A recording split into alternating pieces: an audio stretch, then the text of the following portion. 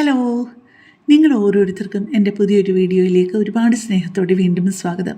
അരിയൊന്നും അരയ്ക്കാതെ പുട്ടുപൊടി കൊണ്ട് വളരെ എളുപ്പത്തിൽ തയ്യാറാക്കിയെടുക്കാവുന്ന നല്ലൊരു പത്തിരി നമുക്ക് തയ്യാറാക്കിയെടുത്താലോ. വളരെ ഈസി ആയിട്ടുള്ള റെസിപ്പിയാണ്, വളരെ ടേസ്റ്റിയുമാണ്.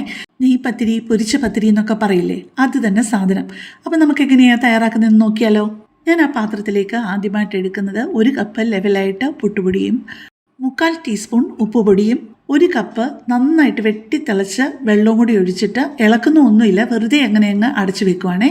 ഇപ്പം ഞാൻ മിക്സി ജാറിലോട്ട് എടുക്കുന്നത് 3/4 കപ്പ് ഫ്രഷായിട്ട് ചിരകിയ തേങ്ങയും 1/2 ടീസ്പൂൺ ചെറിയ ജീരകവും 1/2 ടീസ്പൂൺ വലിയ ജീരകവും 3-4 കൊച്ചുള്ളി ചെറുതായിട്ട് മുറിച്ചതും കൂടിയാണേ.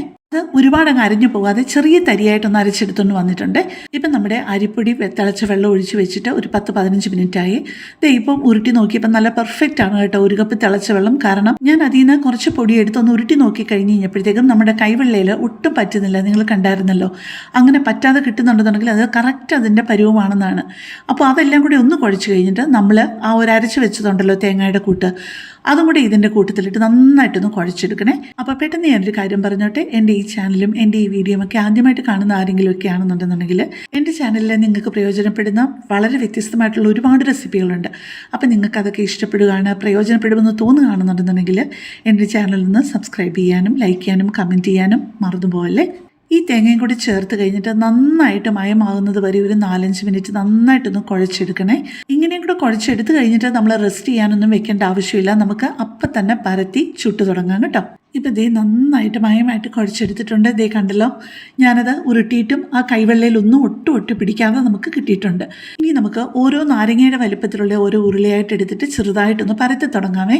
ഇപ്പം ഞാനൊരു സിപ്ലോക്ക് ബാഗ് എടുത്തിരിക്കുന്നത്. നമുക്ക് എണ്ണയൊക്കെ മേടിക്കുമ്പോൾ കിട്ടുന്ന ആ ഒരു പ്ലാസ്റ്റിക് ഒരു കവറുണ്ടല്ലോ, ആ കവറായാൽ ധാരാളം മതിയാവും. ഇതിപ്പോൾ സിപ്ലോക്ക് ബാഗ് കവർ ഉള്ളതുകൊണ്ട് അതിൻ്റെ 2 ഭാഗത്തും എണ്ണ നന്നായിട്ടൊന്ന് തേച്ച് കൊടുത്തിട്ട് ചെറിയൊരു ഉരുള, ഒരു നാരങ്ങയുടെ വലിപ്പത്തിലുള്ള ഒരു ഉരുള വെച്ച് കൊടുത്തിട്ട് ഒരു പാത്രം കൊണ്ട് ഇതുപോലെ നന്നായിട്ടൊന്ന് അമർത്തി കൊടുത്തു കഴിഞ്ഞ് കഴിഞ്ഞാൽ കറക്റ്റ് അത് വട്ടത്തിൽ കിട്ടും. പിന്നെ അതിൻ്റെ സൈഡിലൊക്കെ ചെറിയ പൊട്ടലുണ്ട്.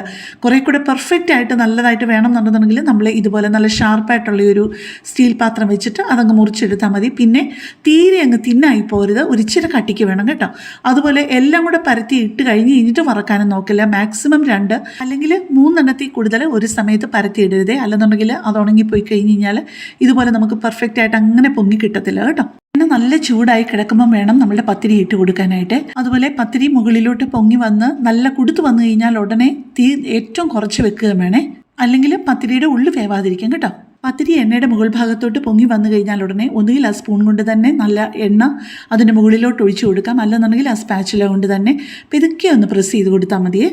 ഇതുപോലെ പാത്രം കൊണ്ട് ഇങ്ങനെ അമക്കി എടുക്കുന്നതല്ലാതെ നമുക്ക് കൈപ്പത്തി ഉണ്ടല്ലോ, കൈപ്പത്തിയുടെ ആ ഒരു നല്ല മാംസളമായിട്ടുള്ള ആ ഒരു ഭാഗം കൊണ്ട് ഇങ്ങനെ പരത്തി കൊടുത്തെടുക്കുന്നതാണ് ശരിയായിട്ടുള്ള പത്തിരി ഉണ്ടാക്കുന്ന രീതി. പക്ഷേ എനിക്കത് അത്രയും വശമില്ല, കാരണം നമ്മുടെ നാട്ടിലോട്ട് ഈ പൊരിച്ച പത്തിരി എന്ന് പറഞ്ഞാൽ കേട്ടിട്ട് പോലും ഇല്ലാത്തൊരു സാധനമാണ്. അതുകൊണ്ടാണ് ഞാൻ ഇങ്ങനെ ട്രൈ ചെയ്തത്. പക്ഷേ ഇതെനിക്ക് വളരെ ഈസി ആയിട്ട് തോന്നി. ഞാൻ പല രീതിയിൽ പത്തിരി ഉണ്ടാക്കി നോക്കിയിട്ടുണ്ട്, പക്ഷേ എനിക്ക് ഈ പത്തിരിയുടെ ടേസ്റ്റാണ് ഇഷ്ടപ്പെട്ടത്. ഉണ്ടാക്കുന്ന രീതിയാണെന്നുണ്ടെങ്കിലും ഇത് തന്നെയാണ് ഏറ്റവും എളുപ്പമായിട്ട് ഫീൽ ചെയ്യുന്നത്. നമ്മൾ ഈ പത്തിരി ഇങ്ങനെ ഓരോന്നും പരത്തി വരുമ്പോഴേക്കും അതിൻ്റെ സൈഡൊക്കെ അങ്ങ് വല്ലാതെ ഇങ്ങനെ വിട്ട് കിടക്കുകയാണെന്നുണ്ടെങ്കിൽ, ഒരു ഷേപ്പും ഇല്ലാതെ കിടക്കുകയാണെങ്കിൽ അതിൻ്റെ അർത്ഥം അത് ശരിയായിട്ടുള്ള രീതിയിലല്ല, കുറച്ചുകൂടെ വെള്ളം വേണം എന്നാണ് അർത്ഥം. അപ്പം നിങ്ങൾ കൈവെള്ളയിലെടുത്ത് കുറേശ്ശെ ഒന്ന് തളിച്ചു കൊടുക്കുകയും ചെയ്യാവുള്ളേ. ഓരോ പൊടിയുടെ അനുസരിച്ച് ചിലപ്പം കൂടുതൽ വെള്ളം വേണ്ടി വരും, ചിലപ്പം ഇത്രയും വെള്ളം വേണ്ടി വരത്തുമില്ലായിരിക്കും. അപ്പം വെള്ളം ശ്രദ്ധിച്ച് ചേർക്കണം കേട്ടോ, അതും നല്ല വെട്ടി തിളയ്ക്കുന്ന വെള്ളം ആയിരിക്കുകയും വേണം. ഇപ്പം കണ്ടല്ലോ, മുറിച്ച് കാണിച്ച് കഴിഞ്ഞപ്പോഴത്തേക്ക് ഏതൊരു കറിയുടെ കൂടിയും അല്ലാതെ വെറുതെ കഴിക്കാനായാലും നല്ലൊരു പത്തിരിയാണിത്. നോൺ വെജിറ്റേറിയൻ കറികളാണെന്നുണ്ടെന്നുണ്ടെങ്കിൽ പറയുകയും വേണ്ട, നല്ല എരിവുള്ള മട്ടൻ കറിയോ ചിക്കൻ കറിയോ ഒക്കെ ആണെങ്കിൽ. അപ്പോൾ ഇതൊന്ന് ട്രൈ ചെയ്യാതിരിക്കല്ലേ. അപ്പോൾ കൂടുതൽ നല്ലൊരു വീഡിയോ ആയിട്ട് പിന്നെ കാണാം. താങ്ക്